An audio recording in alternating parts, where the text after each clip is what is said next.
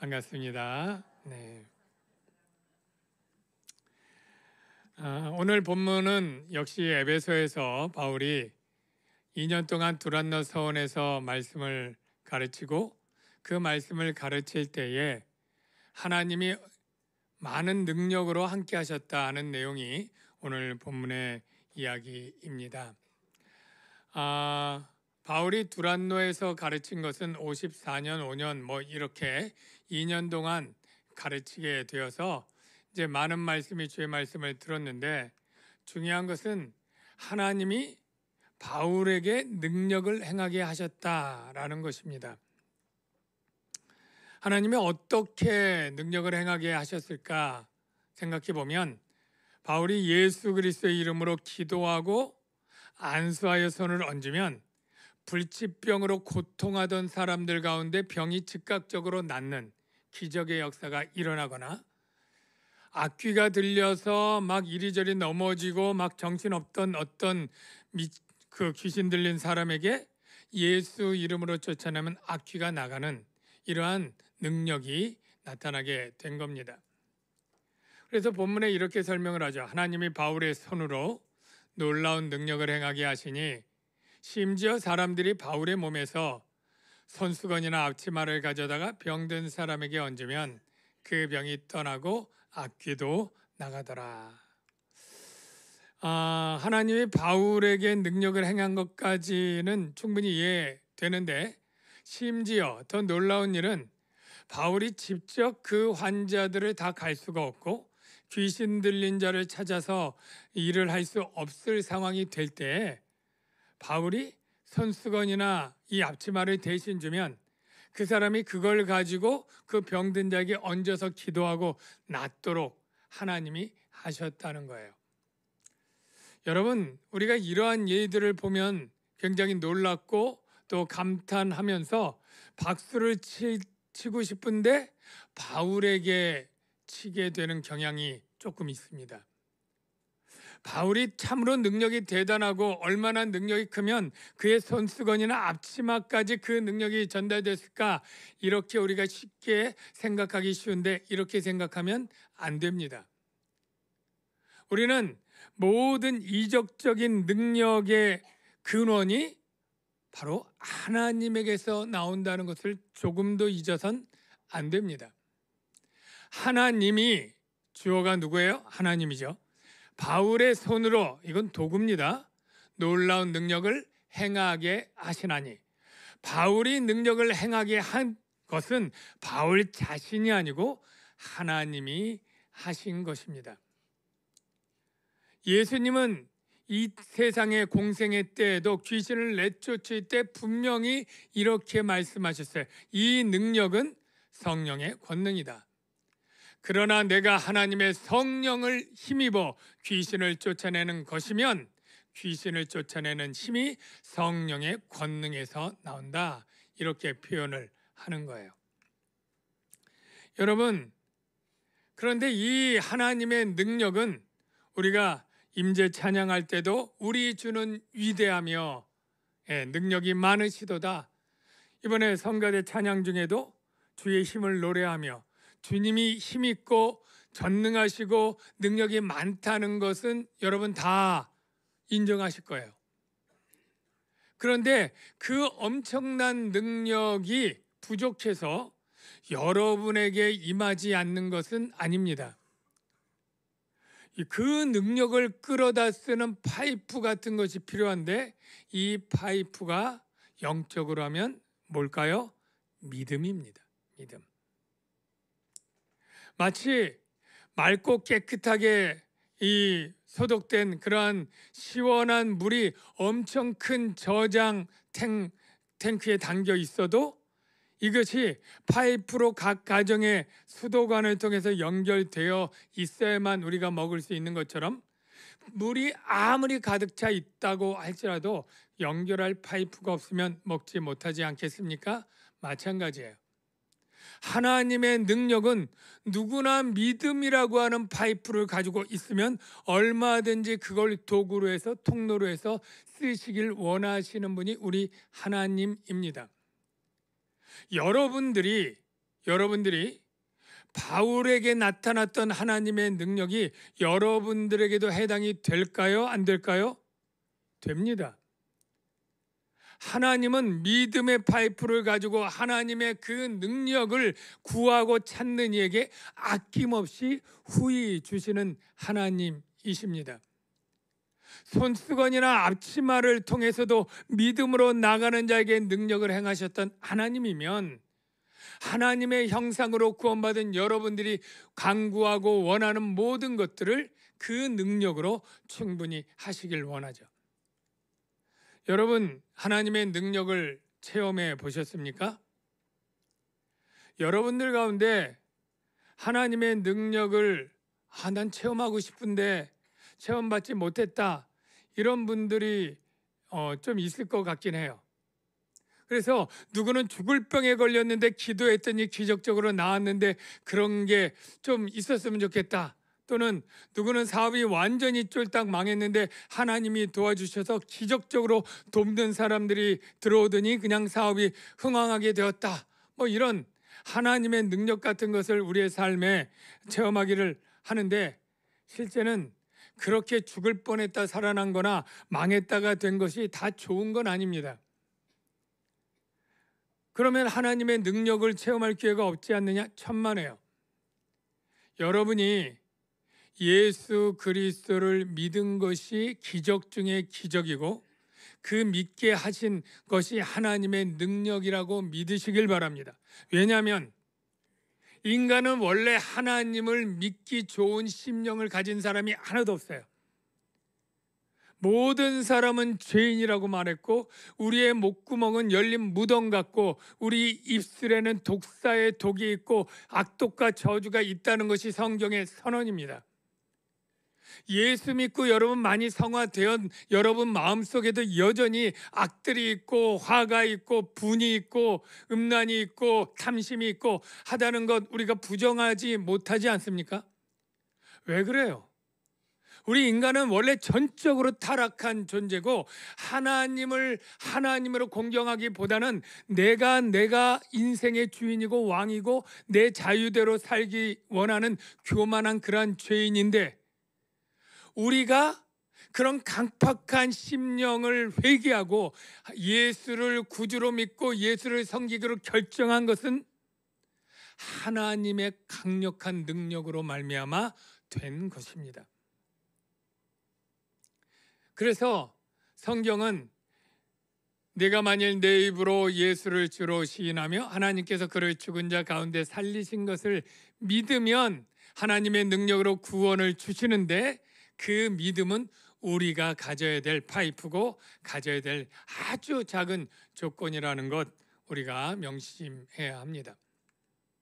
근데 여기서 조금 재밌는 사실은 바울이 왜 앞치마가 있고 손수건이 있을까? 이런 생각을 좀 하게도 되지 않습니까? 여러분, 바울이 왜 앞치마 있을까요? 왜 손수건이 있었을까요? 여러분, 이게 그 당시에 유대인들의 앞치마 손수건인데 바울이 천막 제조공이잖아요. 우리도 목공이나 또는 뭐 전기 이렇게 하는 사람들은 벤치, 드라이버 뭐 이런 것들을 담는 그런 주머니들이 있잖아요. 그래서 바울이 천막 제조할 때 필요한 공구들을 놓고 또 땀을 닦거나 머리에 두거나 쓰는 저런 손수건이 있었다는 거예요. 하나님은 바울이 선교사지만 선교의 일을 하는 것 못지않게 그가 생계를 위해서 일하는 것을 하나님이 허락하셨습니다. 오늘날 또 아주 개척교회 목사님들 가운데 두 가지가 있는데, 내가 굶어 죽어도 내가 이 목회만 전념하리라 하는 분도 있지만, 또 어떤 분들은 애들 교육도 시켜야 되고 또 여러 가지 생활에 필요하고 병원비도 들어가고 하니까 또 이중직이라고 하지만 뭐 이렇게 운전을 하기도 하고 또 쿠팡에서 일하기도 하고 뭐 이렇게 하는 사실 목사님들도 있어요. 옛날에는 어떤 생각을 가졌느냐면 죽어도 그냥 뭐 굶어 죽어도 목회만 해야 이게 사명자다 이렇게 생각을 하는데, 사실은 그렇지 않습니다. 우리가 주님의 일이라고 하는 것이 정말로 목회를 하는 일도 주님의 일이지만 가족을 부양하고 가장으로서 그 책임을 다하는 것도 하나님이 인정하는 거예요. 바울이 돈을 버는 일을 했는데 왜 했느냐? 이렇게 되어 있습니다. 이게 에베소 교회 장로들에게 밀레도의 한 설교입니다. 내가 아무의 은이나 금이나 의복을 탐하지 아니하였고 여러분이 아는 바와 같이 이 손으로, 바울의 손입니다, 직접 나와 내 동행들이 쓰는 것.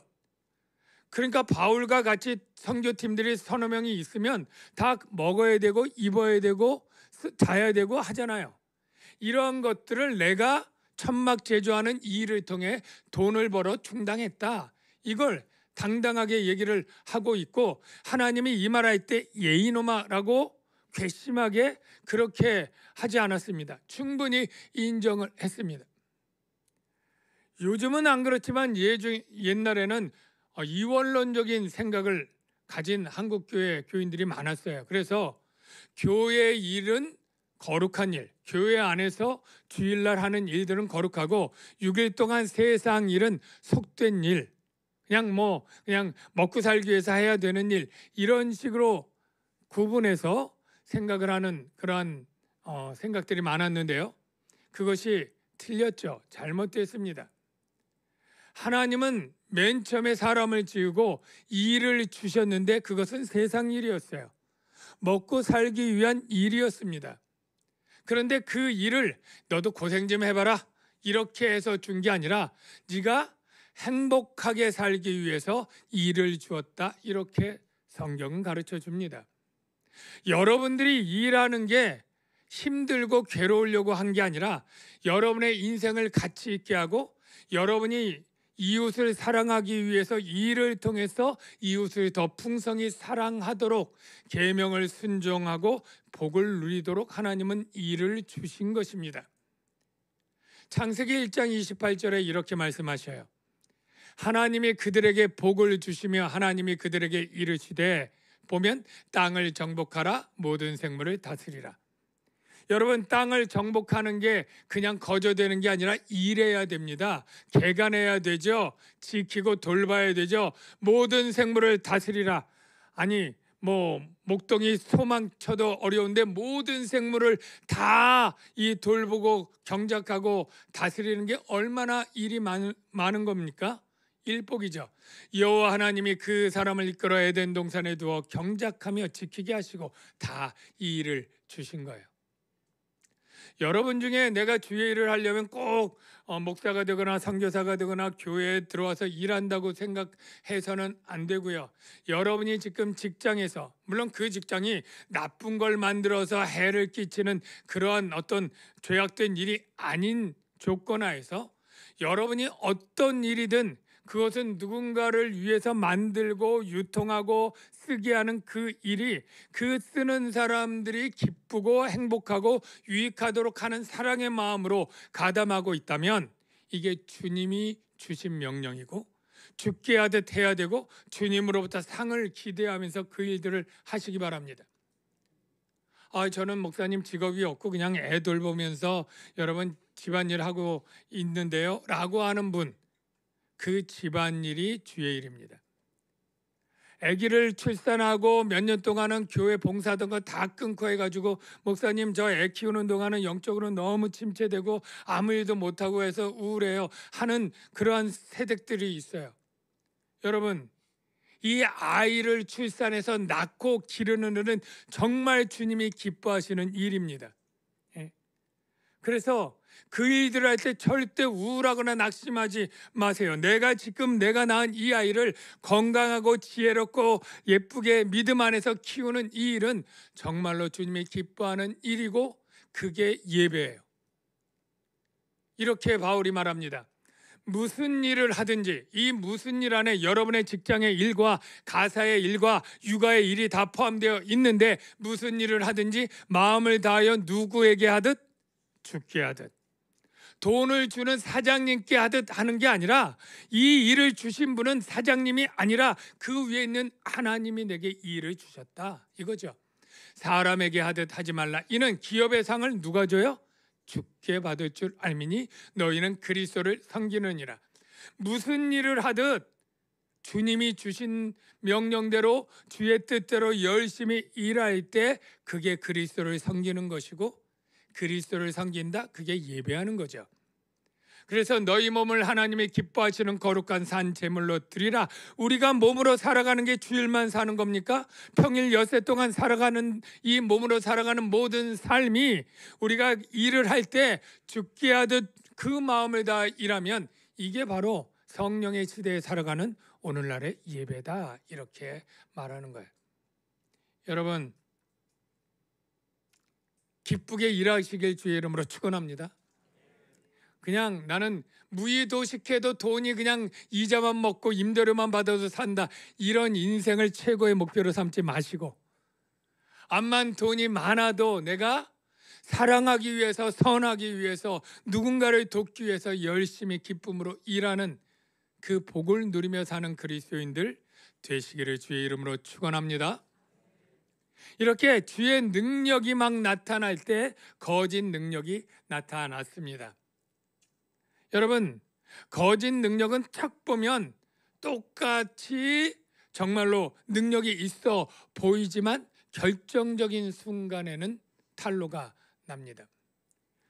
여러분, 제가 어떤 TV 프로그램에서 나온 건데 두 가지 음식이 똑같은 걸로 만들었어요. 어느 게 진짜일 것 같습니까?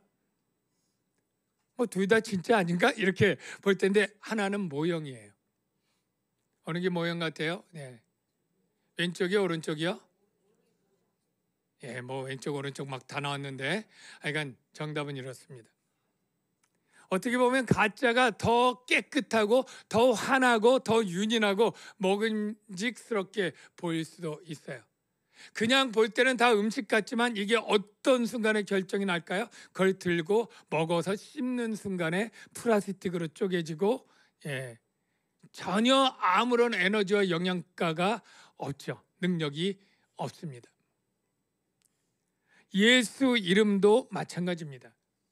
믿음이 없는 자에게 예수 이름은 누군가에겐 능력이지만 그에게는 무능력이죠. 무능력. 하나님이 능력을 행하지 않습니다. 그런 사건이 에베소에서 일어났죠. 이 바울이 예수의 이름으로 귀신을 쫓고 병을 고치니까 다른 사람도 나도 예수 이름으로 나도 병도 고치고 해봐야 되겠다, 뭐 이런 사람들이 나온 거예요. 그래가지고 어떻게 귀신을 쫓으려고 했냐면 내가 믿는 예수가 아니라 내가 바울이 전파하는 예수, 그러니까 내가 믿는 예수가 아닌 거예요. 이게 문제인 거죠. 이걸 의지해서 너에게 명하노라 하고 귀신을 쫓으려고 했는데 스게와라고 하는 제사장의 7 아들도 이 일을 똑같이 했는데 그 악귀가 쫓겨나가기는커녕 뭐라고 하냐면 내가 예수도 알고 바울도 알거니와 너희는 누구냐? 능력 없는 걸 아는 거죠. 그래가지고 뛰어올라 눌러가지고 그냥 몸을 상하게 두들겨 팼는지 어떻게 했는지 그냥 했더니 그 사람들이 몸이 상해서 벗은 몸으로 빨가벗고 도망갔으니 얼마나 이게 우습고 정말 수치스러운 일이 되었지 않겠습니까? 그러니까 소문이 막 나게 된 거죠. 네. 여러분, 이게 참 적용하기가 조심스러운데, 저는 여러분들의 신앙 고백이 진심이고 여러분들이 다 단 한 명도 예 없이 천국에서 하나님 나라에서 만나게 되기를 주의 이름으로 축원합니다. 그런데 그냥 가정 가운데 열심히 교회 나오는데 그 속마음으로 나오는 이유가 내 아내가 계속 교회 가자고 그러는데 내 아내 원하는 그 소원 좀 들어주려고 내가 여기까지 다니고 있어 라는 생각을 가지고 있는 사람이 있거나, 우리 엄마가 계속 쪼르니까 내가 그냥 효도하는 마음으로 교회 나와, 이런 사람. 아니면 그냥 나는 사람들이랑 어울려서 교제하는 게 좋은데 이 교회 사람들이 성격도 좋고 괜찮고 봉사도 많이 하고 보람이 돼서 내가 교회 열심히 나오고, 내가 또 성격은 한다면 하는 사람 아니야. 그러니까 약속 지켜서 순서대로 설거지도 하고 계속해서 집사 받으라니까 받기도 하고 뭐 이런 사람. 예. 입으로는 예수를 주라고 같이 찬양도 하고 고백도 하지만 마음으로 진짜 예수님이 하나님이고 내 죄를 위해 십자가에 죽고 부활하셔서 믿는 나의 죄를 사하시고 믿으면 내가 성령 받아 하나님 나라가 된다고 하는 이 복음의 핵심 진리를 믿지는 않아. 이런 사람이 우리 안에는 없지만 한국 교회나 세계 교회에 있을 수도 있잖아요. 이런 사람에게 구원의 능력이 임할까요? 임하지 못할까요? 못한다는 거죠. 이 백성이 입으로는 나를 가까이하며 입술로는 나를 공경하나 그들의 마음은 내게서 멀리 떠났다라고 하는 게 유대인에게만 해당이 되겠습니까? 오늘날에도 해당이 되겠습니까? 이러므로 그들의 열매로 그들을 알리라. 나더러 주여 주여 하는 자마다 다 천국에 들어갈 것이 아니요, 그냥 예수를 구주로 믿고 섬기는 일은 없이 병 낫기 위해서 아니면 어떤 일을 위해서 주여 주여라고 쫓아다니지만 주님이 불꽃 같은 눈으로 보니까 그들의 마음은 내게서 멀거든. 그래서 하늘에 계신 내 아버지의 뜻대로 행하는 자만 들어간다라고 했는데, 하늘에 계신 내 아버지의 뜻대로 행하는 게 뭐냐면 율법 행위가 아니라 예수를 구주로 믿고 섬기는 행위. 여러분들, 예수님이 여러분을 죄와 사망에서 구원할 구주라고 믿습니까? 이렇게 아멘 소리가 작죠? 예수님이 여러분을 타락하고 멸망할 세상 나라로에서 구원해서 하나님 나라를 주실 분이라고 믿습니까? 바로 이게 아버지의 뜻대로 행하는 자의 고백이 되는 거예요. 그래서 예수님이 비유를 할 때 모래 위에 지은 집과 반석 위에 지은 집이 있는데 그게 똑같아요. 그냥 집이에요. 언제까지요? 비가 오고 창수가 나고 바람이 불기 전까지는 몰라요. 언제 알아요? 비가 오면 드러나는 거예요. 우리의 신앙도 마찬가지입니다. 똑같이 그냥 교회 같이 늘 왔어요. 매주 똑같이 오고 똑같이 예배하고 똑같이 집 사고 순번대로 설거지도 다 하고 다 했어요.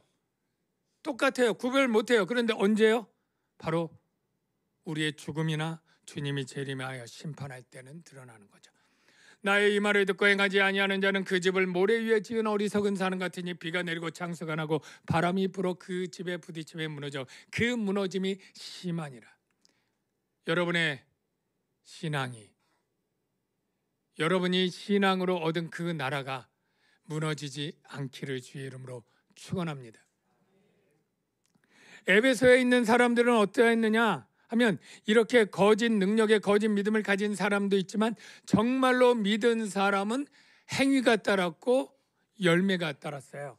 그래서 어떤 사람들이 있느냐면 이 사건을 보고 에베소에 사는 유대인과 헬라인들이 다 이 일을 듣고 스게와의 제사장 거기 아들들 쫓겨나고 막 했던 걸 보고 두려워하면서 주 예수의 이름을 높이고 믿었죠. 믿은 사람들이 많이 왔는데 그 사람들이 또 자복하여 행한 일 알며 자기가 이런 죄를 졌다고 후회한다고 이렇게 용서해달라고 자복하는 사람들이 있었고, 또 마술을 행하던 많은 사람들이 책을 모아가지고 와서 마술책 다 가지고 나와 그래가지고 그 거리에다 쌓아놓고 그걸 태웠는데 계산하니까 은 5만 드라크마하고 드라크마를 그냥 하루 일당이니까 10만 원 치면 50억, 굉장히 큰 돈입니다. 이게 다 태울 정도로 대대적인 회개의 역사가 실제 일어난 거예요. 이와 같이 주의 말씀은 힘이 있어서 흥왕에서 점점점 널리 퍼지고 많은 사람에게 영향력을 끼쳤다라고 하는 것이죠.